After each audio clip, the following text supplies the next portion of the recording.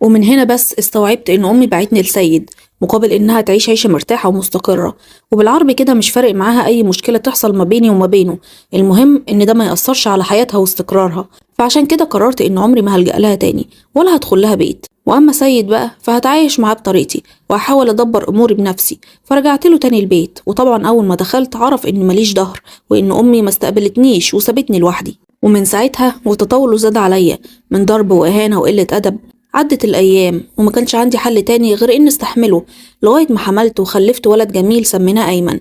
وقلت يمكن الطفل ده يغير حاجة في سيد من ناحيتي أو يهديه شوية، لكن للأسف كنت غلطانة برضه. بالعكس عنف زايد زاد وبقى يهني ويمد إيده عليا على أقل غلطة، حتى على أي تأثير مع أيمن حتى لو غصب عني، كأنه لقى سبب زيادة عشان يهني بسببه، لدرجة إني كنت ساعات بكره ابني بسببه.